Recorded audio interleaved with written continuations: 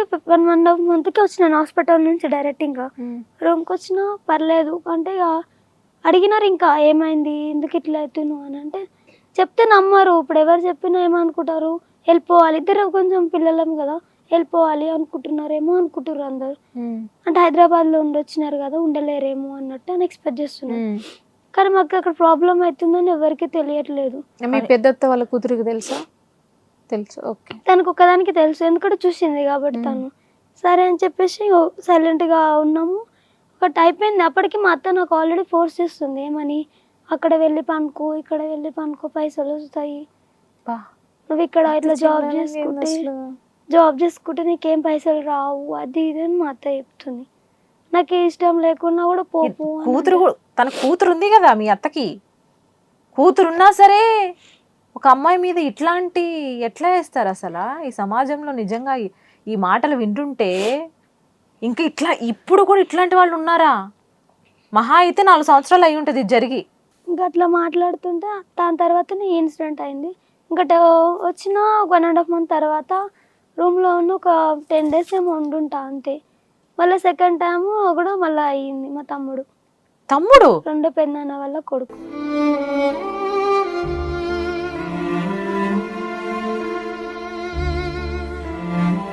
కాదు, ఈ సంఘటన జరిగింది ఒకసారి అయిపోయిన తర్వాత అక్కడి నుంచి ఇంకా ఏదో ఒక విధంగా స్టేషన్కి వెళ్ళో బయటకు వచ్చి పెద్దవాళ్ళకి చెప్పుకొని ఇట్లా ఏదో నాకు చెప్పినా నమ్మట్లేదు. ఎవరేమన్నా ఇంకొకటి ఏమనుకుంటారు అంటే నేను ఏడుకో వెళ్ళి ఉంటా, నాకేమో చేసి ఉంటారు అలా అని ఎక్స్పెక్ట్ చేస్తున్నారు.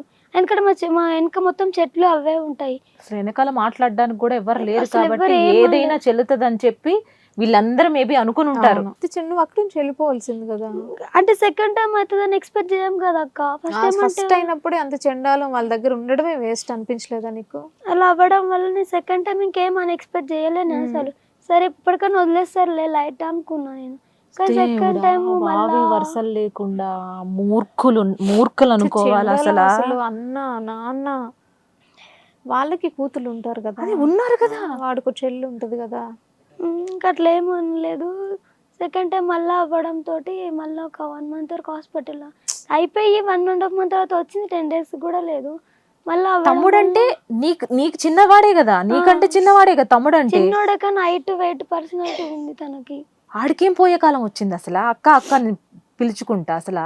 ఇంకా హాస్పిటల్లో చెప్పారంట ఇంకా లాస్ట్ మూమెంట్లో అయిపోతుంది అంటే లేవలేని పరిస్థితుల్లో ఉంటే అన్నారంట, ఇవన్నీ లైట్ కానీ మీరు ఏదన్నా ఇచ్చేసి మరి గ్లూకోజ్ ఇంజెక్షన్ చేస్తారు కదా, దాంట్లో ఏమన్నా ఇచ్చేసి చంపేసేయండి సైలెంట్గా అయిపోతుంది, తీసుకెళ్ళి మేము ఏదో ఒకటి చెప్పుకుంటాము అన్నారంట. మా పెద్దనాన్న వాళ్ళు. ఆడు చేసిన తప్పుకి అమ్మ ఎక్కడ బయట పెట్టిద్దో ఇంకా నా భయంతో కావచ్చు మేబీ. వాళ్ళని తర్వాత అన్నారంట, డాక్టర్ వాళ్ళు అన్నారంట మాకు కేసు అవుతుంది ఇట్లా చేస్తే, మేము అలా చెయ్యం, ఏం చెయ్యం, మేము కావాలంటే పోలీస్ పిఎస్కి కంప్లైంట్ చేస్తామని కొంచెం సీరియస్గా వార్నింగ్ ఇచ్చారంట. ఓకే. నాకు హాస్పిటల్ వాళ్ళు చెప్పారు ఇట్లా, నువ్వు అక్కడ ఉండకమ్మా, నువ్వు వెళ్ళిపో ఫస్ట్, నువ్వు అక్కడికి వెళ్ళి నీ మీద చాలా ఘోరంగా అవుతుంది, ఫస్ట్ ఇక్కడికి వెళ్ళిపో, నీకు కావాలంటే హెల్ప్ నేను చేస్తా అని చెప్పారు హాస్పిటల్ వాళ్ళు నాకు. కానీ అంత వాళ్ళ హెల్ప్ నేను తీసుకోవాలి, నాకు నమ్మబుద్ధి అవ్వట్లేదు. వాళ్ళు ఏమన్నా చేస్తే వాళ్ళు తీసుకెళ్ళేటన్నా అనేసి నేను భయపడి ఎవరిని నమ్మలేని పరిస్థితిలో ఉంది ఆ టైంలో. భయం. ప్రాణాలు నిజంగా ఎట్లా కాపాడుకున్నావో తల్లి, నిజంగా నీకు నమస్కారం పెట్టొచ్చు. అయిపోయాక ఆ తర్వాత హాస్పిటల్ మెల్లగా వచ్చి అది ఇన్సిడెంట్ అయిపోయినా ఒక 1 week అంతే. 1 week ఏమో ఉన్నా రూమ్లో ఉండి. తర్వాత ఏమైంది, మా అత్త వచ్చింది. మా అత్త వచ్చి అంటుంది, నువ్వు నైట్ నేను నైట్ ఒకరికి ఆల్రెడీ చెప్పిన, నేను నైట్ వస్తాడంట వాడు అని చెప్పేసి అన్నా. నాకు ఏం చేయాలో అర్థం కాలే, ఏడుపు వస్తుంది. ఆల్రెడీ నాకు 1 week అవుతుంది ఆ ఇన్సిడెంట్ అయ్యి. మళ్ళా అంటే నాతో నవ్వట్లేదు. నువ్వు అనలే నాకు ఇట్లా నచ్చదు అత్త, నేను జాబ్ అట్లా ఫస్ట్లోనే చెప్పిన. నేను ఇంటికి వచ్చి నా అడిగినప్పుడే చెప్పిన, నువ్వు ఇలాంటివి ఏం చెప్పక అత్త, నాకు ఇలాంటి అలవాట్లు లేవు, నాకు రావు కూడా, వద్దంటే కూడా ఇప్పుడు నిన్ను ఎవడు పోషిస్తాడు, మళ్ళీ నిన్ను ఎవడు చూసుకుంటాడు, నీ పెళ్ళి అవన్నీ ఎవడు చేస్తాడు, అవి ఇవి అనేసి మాట్లాడారు. నేను ఇంకేం అనలేకుండా సైలెంట్గానే ఉన్నా, ఇంకేం అనలేకపోయినా టైం. చెల్లె బాగానే ఉందా? చెల్లెకు ఓకే, కాబట్టి చెల్లెకి నార్మల్ ట్రై చేసినారంట. బా, ఆ చిన్న పిల్లని కూడా చేయడానికి ట్రై చేశారంట. నువ్వు ఉన్నప్పుడా? నేను లేను అంటే నేను పక్కకి వెళ్తా కదా, బయట అట్లా కూర్చున్నా, ఇట్లా మీద మీద చేతులు వేయడం. చెప్పిందా చెల్లి ఇట్లా చెల్లె ఇట్లా ఇట్లా చెప్పింది. చేస్తున్నారని నువ్వు అడిగినావా? ఆహా, వచ్చి చెప్పింది ఏమైంది మనకి ఇట్లా అంటే మా చెల్లె ఉందని పక్కకు పిలిచి అడిగిన నేను, ఏమైంది ఎట్లా ఉన్నావు అంటే, కాదక్క నాకు ఇట్లా పెద్దనాన్న తమ్ముడు ఇట్లా అన్నయ్య తమ్ముడు నాకన్నా పెద్దవాడు, మా చెల్లెకి అన్నయ్య అవుతాడు, అన్నయ్య ఇట్లా చేస్తున్నాడు, ఊకే చేతులు వేస్తున్నాడు. అప్పుడు చెల్లి వయసు ఎంత? 14 ఉంటుంది అంతే. అంతే. అంటే దినం 3-4 years తేడా. 3-4 months అంతే ఇద్దరికి. దినం అయిపోయింది, చనిపోయిన తర్వాత వెంటనే వచ్చేసినాం మేము ఇటు. అంతే సేమ్ ఏజ్లోనే మాది. ఇక ఇట్లా వేస్తున్నాడు అక్క నాకు ఎందుకు నా చేతిలో వెళ్ళిపోదాం అక్క అన్నది ఆమె. అని అంటే పోదాము కొంచెం పైసలు చేతిలో పడితే ఎవరైనా హెల్ప్ తీసుకొని వెళ్ళిపోదాము అని చెప్పిన నేను. సరే అది ఇదంతా తనతో మంచిగా తను ఎట్లా సర్ది చెప్పిన దాన్ని, ఇంకా తనను వదలకుండా ఉన్నా నేను. ఎక్కడికి వెళ్ళకుండా రూమ్లోనే ఇద్దరం వెళ్తే ఒకటే దగ్గరికి వెళ్ళడము. నాదంటే మొత్తం చేసిన మళ్ళీ తన లైఫ్ ఎందుకు స్పాయిల్ చేయాలనేసి నేను సైలెంట్గా అట్లనే ఉన్నా నేను. తర్వాత ఇక మెల్లగా అటు ఇటు చేసి చెప్పినా కదా వస్తున్నా నైట్ వస్తారంట అని. నైట్ వస్తారంట అని చెప్పేసి అంటే మార్నింగ్ ఒప్పుకున్నా. ఇప్పుడు నాకు ఇక పోతా అది ఇది అని చేస్తే తీసుకెళ్ళి రూమ్లో వేసేస్తారు మళ్ళీ. ఓకే, ఇక బలవంతం భయం చేస్తారని చేస్తారు. అప్పుడైతే ఒప్పుకున్నావు. అప్పుడు ఒప్పుకొని ఏం చేసిన నైట్ 10:30 అవుతుంది. మా ఇంటి మొత్తం వెనక చెట్లే ఉంటాయి. ఇంకా చెట్లకి వెళ్ళిపోయినాను ఇద్దరం, నేను చెల్లి. ఓకే, ఇద్దరము వెళ్ళిపోయి ఇంకా కొంతమంది ఫోన్ నెంబర్లు ఉన్నాయి కదా, ఫోన్ ఉంది నా దగ్గర, ఫోన్ తీసుకొని వాళ్ళ నెంబర్కి ఫోన్ చేసుకొని డైరెక్ట్ ఎటెళ్ళినా గుర్తుకు కూడా లేదు. ఆ చీకట్లో ఆ టైంలో వెళ్ళిపోయాను. వెళ్ళిపోయి మాది బస్ స్టాప్ ఉంటుంది కదా, బస్ స్టాప్ దగ్గరికి వెళ్ళాం అట్లా ఇట్లా వేసి నడుచుకుంటానే వెళ్ళిపోయినాం. ఓవర్ నైట్ అయిపోయింది, 11:30 అట్లా అయిపోయింది అక్కడికి వెళ్ళే వరకు. వెళ్ళి ఇంకా అమౌంట్ వేయించుకున్నాం, టికెట్లు బుక్ చేయించుకున్నాం అట్లా ఇట్లా వేసి ఇంకా బుక్ చేయించుకొని మాకేమో ఇంకా టైం ఉంది రావడానికి, అది బస్ రావడానికి ఇంకా టైం ఉంది. టైం ఉంటే మేము వీళ్ళు ఒప్పుకొస్తున్నాం అక్కడ. ఇక వేరే వాళ్ళు తాగుబోతులు వాళ్ళు ఉన్నారు ఆ టైంలో. ఇక తెలిస్తే అట్లా గలీజ్గా వాళ్ళు మాట్లాడుతున్నారు. వచ్చేసి ఆయన మీద అక్కడప్పుడు పోలీసులు ఉండడం వల్ల మేము సేవ్ అయిపోయినాం అక్కడ. అయితే ఇంకా సేవ్ అయిపోయి బస్ స్టాప్. నువ్వు చెప్పలే వాళ్ళకి, పోలీసు వాళ్ళకి ఇట్లా మా అత్త వాళ్ళు ఇట్లా వాళ్ళు అడగలేదా? అడిగారు మీరేంటి ఈ టైంలో వచ్చావు ఇక్కడ ఏం చేస్తున్నారు, ఇట్లా మొగలు ఇట్లా చేస్తున్నారు కదా ఏం పని మీకు, అది మమ్మల్ని తిట్టారు వాళ్ళు. తిడితే మేము ఏం చెప్పినామంటే మాకు కొంచెం ఎమర్జెన్సీ ఉంది మేము ఇక్కడ ఎట్లయినా అక్కడి నుంచి వెళ్ళిపోవాలి అంటే మళ్ళీ అయినా మాకు ఎట్లా ఉందంటే అప్పుడు ఇప్పుడు మేము చిన్నపిల్లలము ఏమన్నా తీసుకెళ్ళి మళ్ళీ అక్కడే పెడతారు కదా, అట్లా ఆలోచించినాం మేము. లేదు ఇక్కడ మేము వెళ్ళేది ఉంది, మా పేరెంట్స్ అక్కడ ఉన్నారు, ఇక్కడ ఎక్కిచ్చారు, బస్సు వస్తుందంట ఇప్పుడే వదిలేసి వెళ్ళిపోయారు అని అబద్ధం చెప్పినాం వాళ్ళకి. మీకు తెలిసిన వాళ్ళంటే ఇప్పుడే వెళ్ళారు వస్తారు అని చెప్పేసి చెప్పినాం. వాళ్ళు వెళ్ళిపోయినారు. ఇంకా 10 నిమిషాల్లో బస్సు వచ్చేసింది. బస్సు ఎక్కేసి హైదరాబాద్ ఫస్ట్ టైం అంటే సెకండ్ టైం వచ్చినాం నేను చెల్లి. మీ అమ్మ చనిపోయిన దగ్గర నుంచి హైదరాబాద్ రాకముందు వరకు నీ జీవితంలో ఈ పాప 17 years ఆ టైంలో జరిగిన సంఘటనలు నిజంగా అసలు ఏ ఆడపిల్లకి జరగరాని అసలు వివక్షే. అసలు అది ఒక అమ్మాయి ఇంట్లో ఉంటే, ఒక మగతోడు ఒక ఆడతోడు కూడా లేకుండా ఒక అమ్మాయి ఉంటే ఇదా చేసేది అసలు. అది కూడా సొంత బాబాయిలు తమ్ముళ్ళు. అసలు ఇంతకన్నా ఘోరంగా అసలు నేను ఎక్కడ వినలేదు అసలు. నిజంగా నువ్వు తప్పు చేసావు తెలుసా. ఫస్టే ధైర్యంగా పోలీస్ స్టేషన్కి వెళ్ళి నన్ను ఇట్లా చేస్తున్నారు, నాకు రక్షణ కావాలి. ఏ అమ్మాయికైనా రక్షణ కావాలి, ఇంట్లో లేనప్పుడు అమ్మో నానో లేనప్పుడు నాకు రక్షణ కావాలండి నువ్వు అడగాల్సింది గట్టిగా. మీకు తెలీదు, లేదంటే నా ఇంటికి రండి కాపలాగా ఉండండి మీకు తెలుస్తుంది ఏం జరుగుతుందోనని. ఆ రోజే నువ్వు పోలీస్ స్టేషన్కి వెళ్ళుంటే నీకు తర్వాత కూడా నీ తమ్ముడితో నువ్వు అసలు నిజంగా తమ్ముడు అని చెప్పుకుని నాకు ఆ మాటలు కూడా రావట్లేదు నువ్వు అట్లా చెప్తుంటే. ఆ ఎదవతో కూడా అట్లా చేయించుకోవాల్సిన పరిస్థితి ఉండేది కాదు నీకు. అప్పుడు తప్పు చేసావు నాన్న నువ్వు.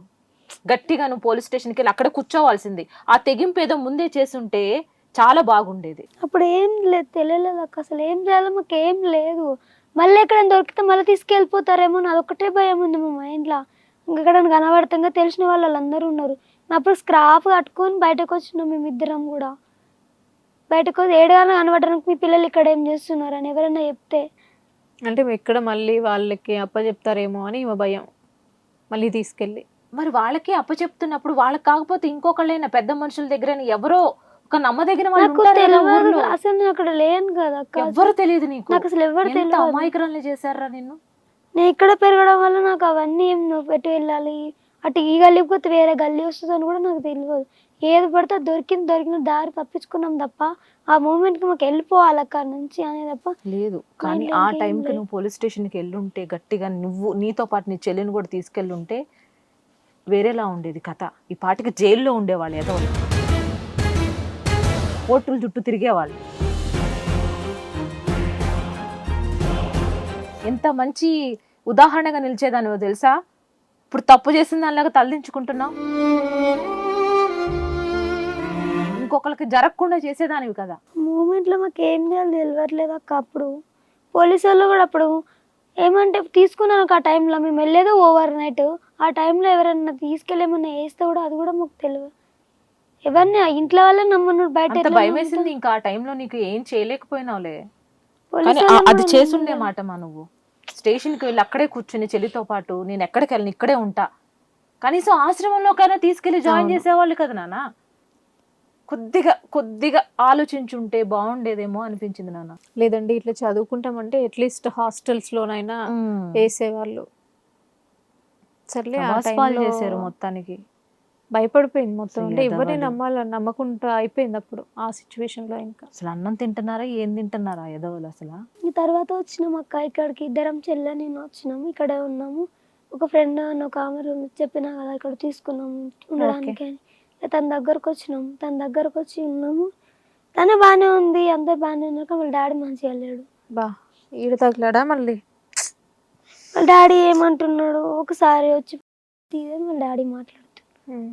మా ఎప్పుడైనా కుదిరితే ఇప్పుడు ఒక టైం ఉన్నట్టు ఒక టైం ఉండదు అక్క. ఇప్పుడు నైట్ టైం వాళ్ళు ఉండొచ్చు ఉండకపోవచ్చు, సిచ్యువేషన్ మళ్ళీ తెలియదు. అట్లా ఒక 10 days 2 days అట్లా నచ్చిన వాళ్ళ దగ్గర వండుకుంటూ అట్లా పోతున్నాం. మెల్లమెల్లగా కొంచెం చేతిలో అమౌంట్ అడ్జస్ట్ చేసుకొని ఒక రూమ్ తీసుకున్నాం ఇద్దరం. అమౌంట్ తీసుకున్నాం, బాగానే ఇద్దరం జాబులు చేసుకుంటున్నాం. తను బట్టల షాప్, నేను బట్టల షాప్ చేసుకుంటున్నాం. బాగానే ముందుకు మూవ్ ఆన్ అయిపోయినాం. ఇద్దరం మూవ్ ఆన్ అవుతున్నాం, బాగానే ఉంది అనుకునేలోపు ఫుల్ టైఫాయిడ్ వచ్చేసింది నాకు. ఓకే. ఫుల్ టైఫాయిడ్ ఫీవర్ రావడం వల్ల ఇక నేను ఇంకా సైడ్ మళ్ళీ డౌన్ అయిపోయారు. ఫుల్గా అయిపోయింది. ఇంకా నాకు చెల్లి ఒకటే వెళ్తుంది, రూమ్ రెంట్ అవుతుంది, నాకు హెల్త్ ఇష్యూ అయిపోతుంది, ఫుల్ అయిపోతుంది. ఈలోపు చుట్టుపక్కల వాళ్ళ ఫ్రెండ్స్ ఉన్నారు, వాళ్ళ ఫ్రెండ్స్ చెప్పారంట తనకి, నీకు మీ అక్కతో ఉండడం అవసరమా, ఒక 8,000 10,000కి ఏం చేస్తావు నువ్వు, మా దగ్గరకు వచ్చేసేయు, నీకు మంచిగా అమౌంట్ ఇప్పిస్తాము అని డ్యాన్స్ ప్రోగ్రామ్స్ ఉంటాయి కదా, రికార్డింగ్ డ్యాన్స్, ఓకే. దానికి తీసుకొని వెళ్ళారు తనని. నా టైఫాయిడ్ వెళ్ళిపోయిందా తను? వెళ్ళిపోయింది. తర్వాత 6 months తర్వాత వచ్చింది. ఇక్కడికి వస్తే పిఎస్లో కంప్లైంట్ చేస్తే ఇప్పుడు నా లైఫ్ నా ఇష్టం అని ఉంటుంది. చెల్లి నువ్వు చెప్పలేదా ఇట్లా చేయడం ఏం కరెక్ట్ కథ కాదు నిజంగా అసలు ఈ పిల్లది. చెప్పినా తిట్టినా మొత్తం ఏం చేసినా నువ్వు ఎవరితో నాకు చెప్పడానికి అనేది స్టేజ్లోకి వచ్చేసి, ఒకప్పుడేమో నువ్వు ఉంటే ఉంటా అక్క అంటది, తింటా అని ఆమె ఇప్పుడు రిటర్న్ చచ్చిపోయినాకు సంబంధం లేదు అంటుంది. ఇప్పుడు తన కోసమే ఇంత చేసి ఊరు వదిలేసి అంత అవమానం పడి బయటకు